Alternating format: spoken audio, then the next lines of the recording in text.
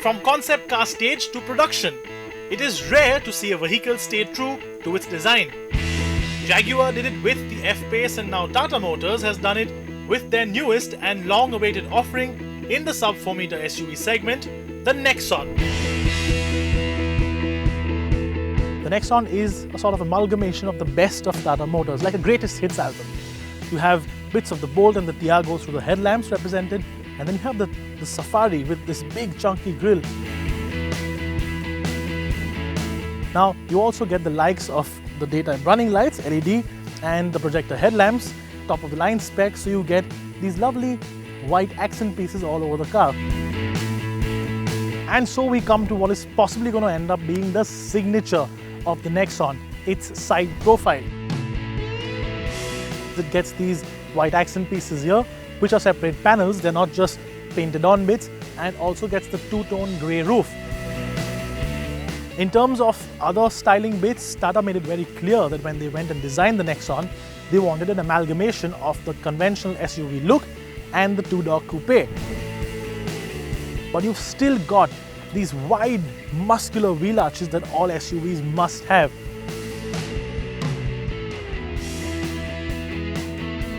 The Nexon ties it up really well around the rear with what Tata calls the X-Factor design element, which is also painted in the same satin white as the other accent pieces. Thankfully, there is no large and gaudy chrome here, but a gloss black accent instead. The bumper is well crafted with just the right amount of bulges, and the smaller details combined with the high-mounted tail lamps, the Nexon's rear end gets a proper high-riding SUV look.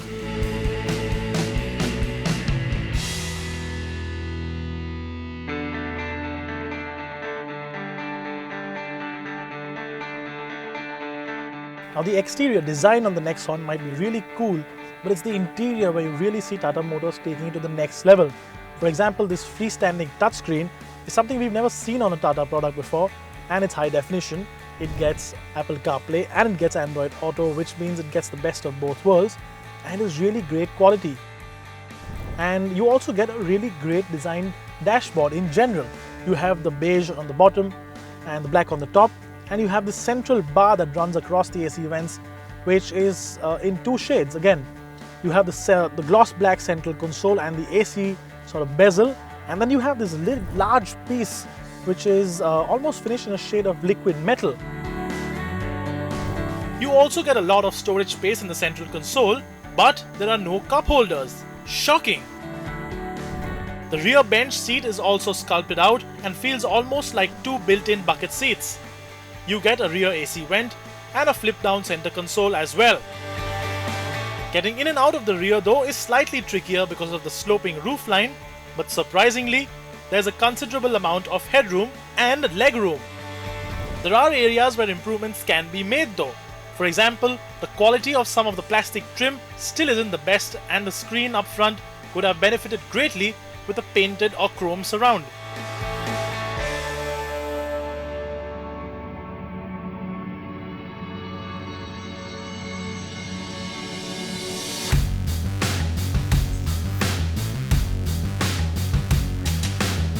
Now, although the Nexon is based on the Bolt platform, it doesn't have the engine that the Bolt gets. So they finally dropped the 1.3 litre Fiat Source multi-jet engine, and they've gone with a brand new 1.5 litre 4-cylinder turbocharged unit. Now, on paper it makes about 108 horsepower, and the big figure though is 260 Newton meters of torque. Now, 260 Newton meters is a large sum, it's a large torque figure, and luckily it actually translates into on-road performance in the Nexon.